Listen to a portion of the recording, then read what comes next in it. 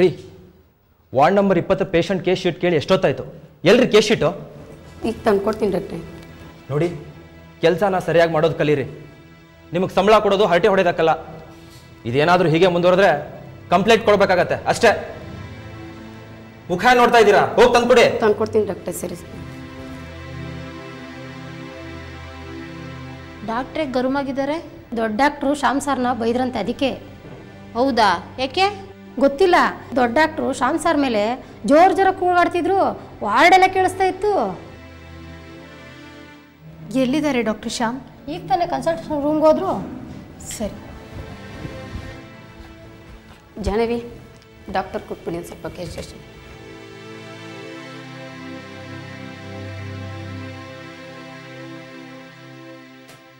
Doctor, Pramila nurse ನಿಮಗೆ case sheet ಕೊಡೋಕ್ಕೆ ಹೇಳಿದ್ರು. ಓಹ್, ಇಲ್ಲಿ ಯಾರು ಕೆಲಸನೇ ಸರಿಯಾಗಿ ಮಾಡಲ್ಲ ರೀ. ಅವ್ರು ತಂದು ಕೊಡು ಅಂದರೆ ನಿಮ್ಮ ಕೈಲಿ ಕೊಟ್ಟು ಕಳಿಸಿದ್ದಾರೆ. Irresponsible fellows. ನಾನಿಲ್ಲಿ ಬರ್ತಿದ್ನಲ್ಲ, ಅದಕ್ಕೆ ನಾನೇ ತಂದೆ. ಡಾಕ್ಟರ್, ನೀವು ಯಾವತ್ತೂ ಪೇಷನ್ಸ್ ಕಳ್ಕೊಂಡವರಲ್ಲ. ಆದರೆ ಇವತ್ತು ನೋಡಿದ್ರೆ ಯಾಕೆ ಡಾಕ್ಟರ್ ತುಂಬ ಅಪ್ಸೆಟ್ ಆಗಿರೋ ಹಾಗಿದೆ? ಏನಿಲ್ಲ. ವಿಷಯ ತುಂಬ ಪರ್ಸ್ನಲ್ಲಾ? ಪರ್ಸ್ನಲ್ ವಿಷಯ ಏನಲ್ಲ, ವಿಷಯ ಆಫಿಷಿಯಲ್. ಅಫಿಷಿಯಲ್ಲಾ? ಅವತ್ತು ಪೇಪರಲ್ಲಿ ನಮ್ಮ ಆಸ್ಪತ್ರೆ ಬಗ್ಗೆ ಆರ್ಟಿಕಲ್ ಬಂದಿತ್ತು. ಅದನ್ನು ಓದಿದ್ರ? ಓದಿದೆ. ಅದರಲ್ಲಿ ನಿಮ್ಮ ಹೆಸರು ಬಂದಿದೆ. ಆ ಹೆಸರು ಬಂದಿರೋದೆ ಪ್ರಾಬ್ಲಮ್ ಆಗಿರೋದು ಈಗ.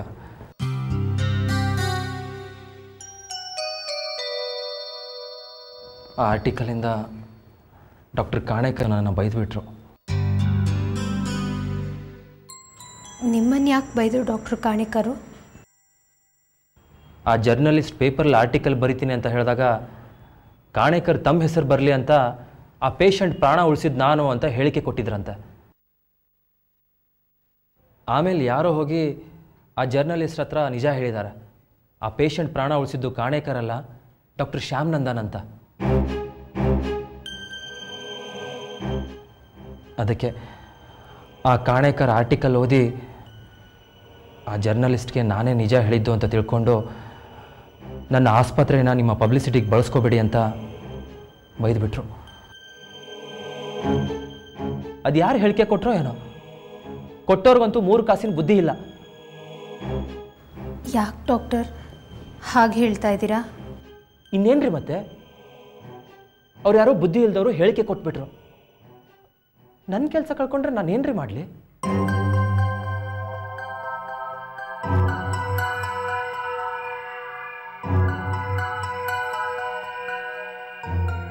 ನಿಮಗೇನಾದರೂ ಗೊತ್ತಾ ಯಾರು ಆ ಪೇಪರ್ನವ್ರಿಗೆ ಹೇಳಿಕೆ ಕೊಟ್ಟಿದ್ದು ಅಂತ?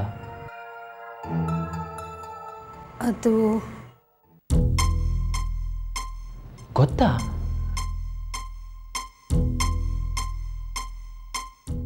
ಹ್ಞೂ ಡಾಕ್ಟರ್, ಗೊತ್ತು. ಮತ್ತೆ ಹೇಳಬಾರ್ದೇನ್ರಿ?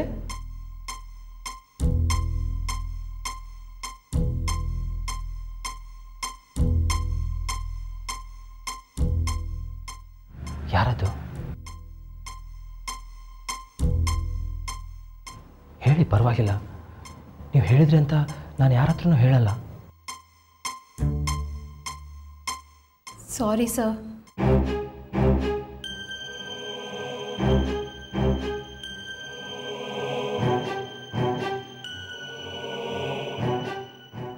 ಆ ಜರ್ನಲಿಸ್ಟ್ಗೆ ಆ ಥರ ಹೇಳಿದ್ದು ನಾನೇ. ವಾಟ್? ನೀವ ಹೇಳಿಕೆ ಕೊಟ್ಟಿದ್ದು? ಹೌದು ಡಾಕ್ಟರ್, ನಾನೇ. ಆ ಕಾಣೇಕರ್ ನಿಮ್ಮ ಕ್ರೆಡಿಟ್ನ ಕಿತ್ಕೊಳ್ಳೋಕೆ ಹೋದರು. ಅದನ್ನು ನೋಡ್ಕೊಂಡು ನನಗೆ ಸುಮ್ಮನಿರೋಕ್ಕಾಗಲಿಲ್ಲ. ಅದಕ್ಕೆ ಆ ಜರ್ನಲಿಸ್ಟ್ ಹತ್ರ ನಿಜ ಹೇಳಿಬಿಟ್ಟೆ. ರೀ, ನಿಮ್ಗೆ ಸ್ವಲ್ಪನಾದ್ರೂ ಕಾಮನ್ ಸೆನ್ಸ್ ಇದೆ ಏನ್ರಿ?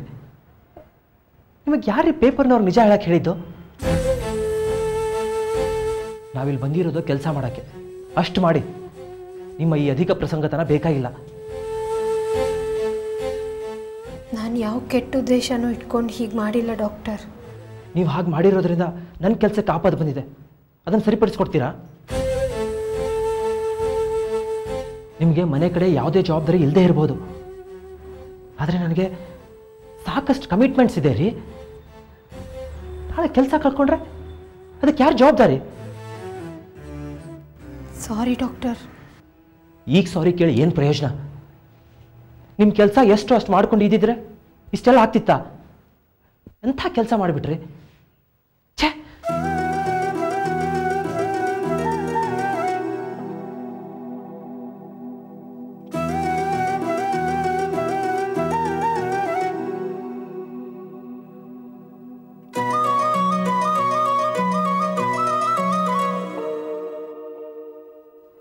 ಸರ್, ಇನ್ನೂ ಯಾಕೆ ನಿಂತಿದ್ದೀರಾ? ಹೋಗ್ರಿ.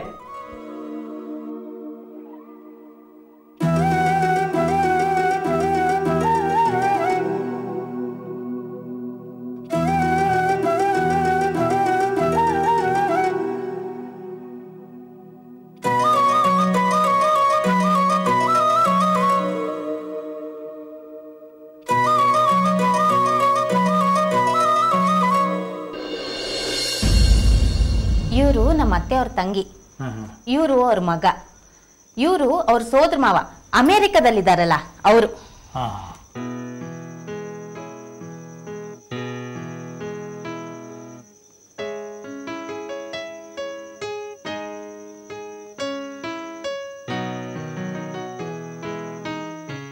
ನಿಮ್ಮ ಮಾವನವ್ರ ಫೋಟೋ ಒಂದು ಇಲ್ಲ ಅಲ್ವಾ ಇಲ್ಲಿ? ಇಲ್ಲ, ಇವ್ರಿಗೆ ಯಾರಿಗೂ ಅವ್ರು ಕಂಡ್ರೆ ಆಗಲ್ಲ. ಓ, ಇನ್ನು ಜೈಲಲ್ಲಿದ್ದಾರೋ ಅಥವಾ ಅವ್ರು ಬಿಡುಗಡೆ ಆಯಿತು? ಗೊತ್ತಿಲ್ಲ, ಅವ್ರ ಕಾಂಟ್ಯಾಕ್ಟೇ ಇಲ್ಲ ನಮ್ಗೆ ಯಾರಿಗೂ.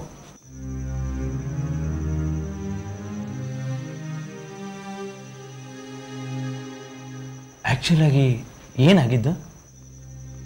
ನಮ್ಮತ್ತೆ ಎಷ್ಟು ಒಳ್ಳೆಯವರು, ಇಷ್ಟು ಲಕ್ಷಣವಾಗಿದ್ದಾರೆ ಈ ವಯಸ್ಸಲ್ಲೂ. ಇಂಥವ್ರನ್ನ ಬಿಟ್ಟು ಅದ್ಯಾವುದೋ ಹೆಂಗ್ಸ್ ಹಿಂದೆ ಹೋದ್ರಂತೆ. ಅಲ್ಲೇನೋ ಚೀಟಿ ವ್ಯವಹಾರದಲ್ಲಿ ಗಲಾಟೆಯಾಗಿ ಇವ್ರ ಮಾತನ್ನ ಕೇಳಿಕೊಂಡು ಜನಗಳು ದುಡ್ಡು ಮುಳುಗಿಸಿದಾರಂತೆ. ಇವ್ರು ಫ್ರಾಡ್ ಮಾಡಿದ್ದಾರೆ ಅಂತ ಆಮೇಲೆ ಪೊಲೀಸ್ನವರು ಇವ್ರನ್ನ ಅರೆಸ್ಟ್ ಮಾಡ್ಕೊಂಡು ಹೋದರು. ಆಮೇಲೆ ಆಕೆನೂ ಎಲ್ಲ ಓಡ್ ಹೋದ್ರು ಅಂತ ಹೇಳ್ತಾರೆ. ನನಗೂ ಸರಿಯಾಗಿ ಗೊತ್ತಿಲ್ಲ, ನಾನು ಸರಿಯಾಗಿ ನೋಡಿಲ್ಲ ಆ ಮನುಷ್ಯನ. ಆ ಮನುಷ್ಯ ಓಡ್ ಹೋದಾಗ ಇವರೆಲ್ಲ ತುಂಬ ಚಿಕ್ಕವರಂತೆ. ನಮ್ಮತ್ತೆನೂ ಯಾವುದೋ ಪ್ರೈವೇಟ್ ಸ್ಕೂಲ್ನಲ್ಲಿ ಜವಾನಿಯಾಗಿ ಸೇರಿ ಆಮೇಲೆ ಅಲ್ಲೇ ಟೀಚರ್ ಆಗಿ ಮನೆ ನಡೆಸಿದ್ರಂತೆ. ಇವ್ರ ಕೆಲಸಕ್ಕೆ ಸೇರಿದ ಮೇಲೆ ಮನೆಯವ್ರಿಗೆಲ್ಲ ನೆಮ್ಮದಿ ಸಿಕ್ಕಿದ್ದು. ಅದಕ್ಕೆ ತಂದೆನ ಕಂಡ್ರೆ ಯಾರಿಗೂ ಆಗಲ್ಲ, ಅವ್ರ ಹೆಸರೆತ್ತೋ ಹಾಗಿಲ್ಲ ಈ ಮನೇಲಿ.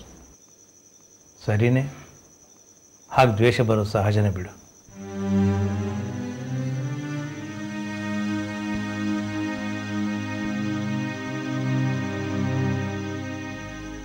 ತಪ್ಪು ತಿಳ್ಕೊಬೇಡ ಪುಟಿ, ಇಂಗ್ಲೀಷ್ ಮೀಡಿಯಂ ಸ್ಕೂಲಲ್ಲಿ ದುಡ್ಡು ಜಾಸ್ತಿ ಕೇಳ್ತಾರಲ್ವಾ, ಯಾಕೆ ಸೇರಿಸ್ತಿ? ಈ ನಡುವೆ ಗೌರ್ಮೆಂಟ್ ಸ್ಕೂಲಲ್ಲೂ ಎಜುಕೇಷನ್ ಚೆನ್ನಾಗಿದೆ. ಆದರೂ ಗೌರ್ಮೆಂಟ್ ಸ್ಕೂಲ್ನಲ್ಲಿ ಓದಿದ್ದಾರೆ ಅಂತಂದರೆ ಬೇಗ ಕೆಲಸ ಸಿಗಲ್ವಂತಲ್ಲ ಅಣ್ಣ. ಆಗಲೇ ಅವ್ನ ಕೆಲಸದ ಬಗ್ಗೆ ಯೋಚನೆ ಮಾಡ್ತಿದ್ಯಾ? ನೀನು ಹೇಳ್ತಿರೋ ಸತ್ಯನೋ ಭ್ರಮೆನೋ? ಹೋಗಲಿ ಬಿಡು. ಅಜಯ್ದು ಅಡ್ಮಿಷನ್ ಆಯಿತಾ? ಇಂಟರ್ವ್ಯೂ ಆಯಿತು, ಅಡ್ಮಿಷನ್ ಆಗಬೇಕು. ಎಷ್ಟಂತೆ ಫೀಸು, ಡೊನೇಷನ್ನು? ಅದೇ ಅಣ್ಣ ಈಗ ಕಷ್ಟ ಆಗ್ತಿರೋದು. ಎಲ್ಲ ಸೇರಿಸಿ 58,000 ಆಗತ್ತಂತೆ. 58,000ನಾ?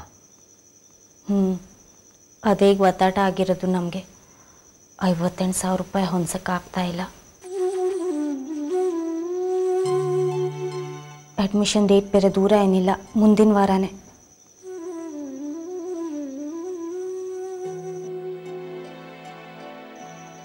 ಒಳ್ಳೆ ಎಜುಕೇಷನ್ ಕೊಡಿಸ್ಬೇಕಲ್ವಾ ಅಣ್ಣ ಈ ಕಾಲದಲ್ಲಿ ಮಕ್ಕಳಿಗೆ.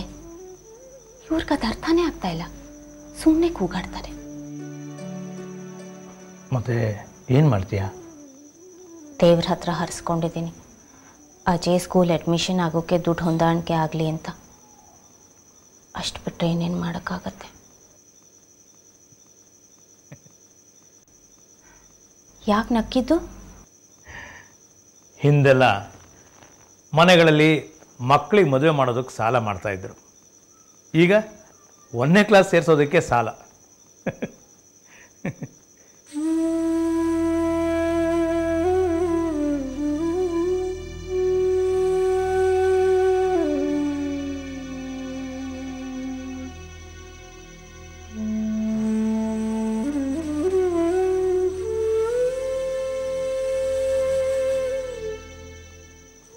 ನಮಗಿರೋದು ಒಬ್ಬನೇ ಮಗ. ಅವನನ್ನು ಮೌಂಟ್ ವ್ಯಾಲಿ ಸ್ಕೂಲ್ನಲ್ಲಿ ಓದಿಸ್ಬೇಕು ಅಂತ ತುಂಬ ಆಸೆಪಟ್ಟೆ. ಅಲ್ಲಿ ಸೀಟ್ ಸಿಗಲ್ಲ. ಯಾರ್ಯಾರ್ದೋ ಕಾಲು ಹಿಡಿದು ಸೀಟ್ ತಗೊಂಡೆ. ನನ್ನ ಜೀವನದಲ್ಲಿ ಏನೂ ಆಸೆ ಪಟ್ಟಿಲ್ಲ ಅಣ್ಣ. ಅಜಯ್ನ ಚೆನ್ನಾಗಿ ಓದಿಸ್ಬೇಕು ಅಷ್ಟೇ ಆಸೆ ಪಟ್ಟಿದ್ದು.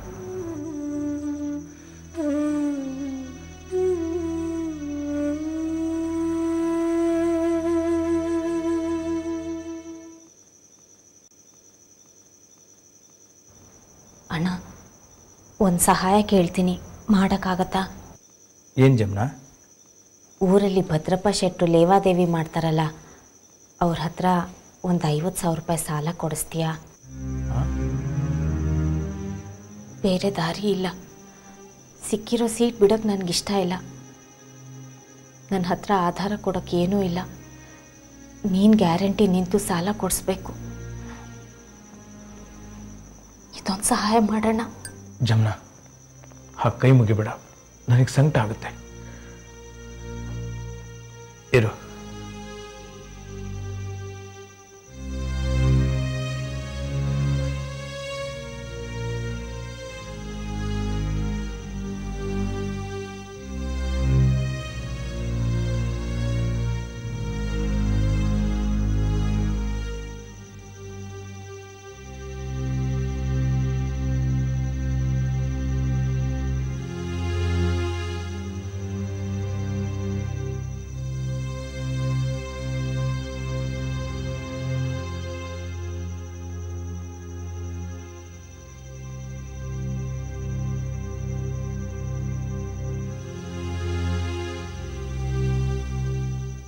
ಪುಟಿ, ತಗೋ, ಇದರಲ್ಲಿ 30,000 ಇದೆ, ಇಟ್ಕೋ.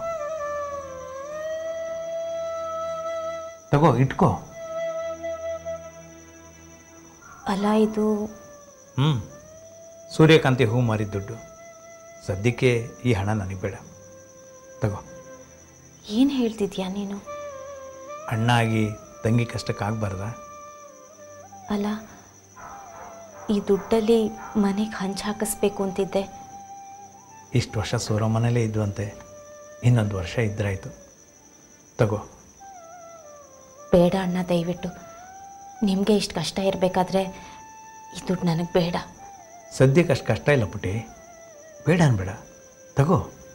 ಅಲ್ಲ, ಅತ್ತಿಗೆ ಏನಂತಾರೆ? ಬೇಡ. ನಿಮ್ಮ ಅತ್ತಿಗೆ ವಿಷಯ ನನಗೆ ಬಿಡು. ನಾನು ನಿನಗೇನೂ ಮಾಡಿಲ್ಲ. ಇದೊಂದು ಸಹಾಯ ಮಾಡೋಕ್ಕೆ ಅವಕಾಶ ಕೊಡು, ತಗೋ. ಏನೂ ಮಾಡಿಲ್ಲ ಅನ್ಬೇಡ. ನೀನು ಮಾಡಿದಷ್ಟು ಯಾರೂ ಮಾಡಿಲ್ಲ. ಅಪ್ಪ ಚಿಕ್ಕ ವಯಸ್ಸಲ್ಲೇ ಹೋಗ್ಬಿಟ್ರು. ಮನೆನೆಲ್ಲ ನೀನು ನಡೆಸಿ ನಮ್ಮನ್ನೆಲ್ಲ ಸಾಕಿ ಮದುವೆ ಮಾಡಿದ್ಯಾ. ಏನೂ ಮಾಡಿಲ್ಲ ಅನ್ಬೇಡ, ಸಂಕಟ ಆಗತ್ತೆ. ನಿನಗೆ ಮದುವೆ ಮಾಡಿದೆ ಹೌದು, ಆದರೆ ಹೇಗೆ ಮಾಡಿದೆ?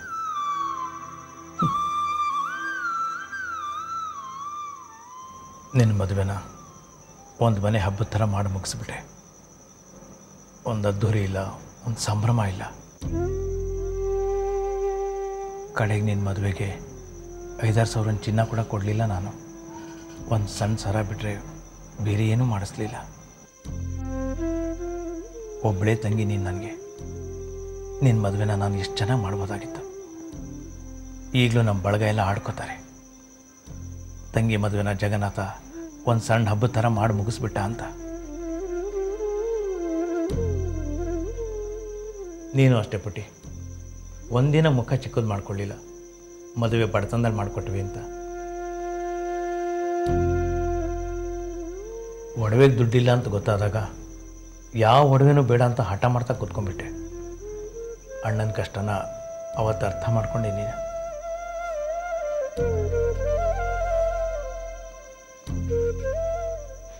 ಈ ನಿನ್ನ ಋಣನ ಹೇಗೆ ತೀರಿಸ್ದೆ ಹೇಳು? ಆ ಋಣ ತೀರಿಸೋ ಅವಕಾಶ ಈಗ ಬಂದಿದೆ. ಈ ದುಡ್ಡು ತಗೋ, ನನ್ನ ಮನಸ್ಸಿಗೆ ಸ್ವಲ್ಪನಾದರೂ ನಿರಾಳ ಆಗುತ್ತೆ. ತಗೋ.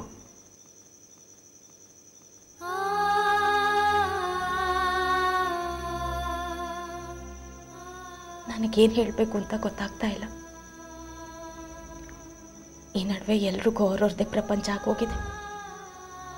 ಅದರಲ್ಲೂ ತಂದೆ ಇಲ್ಲದ ಹೆಣ್ಮಕ್ಳನ್ನಂತೂ ಕೇಳೋರೇ ಇರಲ್ಲ, ಸ್ವಾರ್ಥಿಗಳಾಗ್ಬಿಟ್ಟಿರ್ತಾರೆ.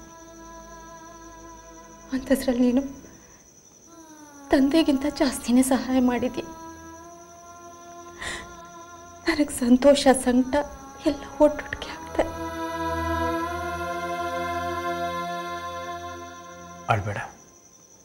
ಅಳ್ಬೇಡ ಪುಟ್ಟಿ. ನಾನು ಒಂದು ಕಂಡೀಷನ್ ಮೇಲೆ ಈ ದುಡ್ಡನ್ನ ತಗೋತೀನಿ. ನಾನು ಇವತ್ತಲ್ಲ ನಾಳೆ ಈ ದುಡ್ಡನ್ನು ವಾಪಸ್ ಕೊಡ್ತೀನಿ. ಬೇಡ ಅನ್ಬಾರ್ದು. ಆಯ್ತು ಪುಟ್ಟಿ, ಆಯ್ತು.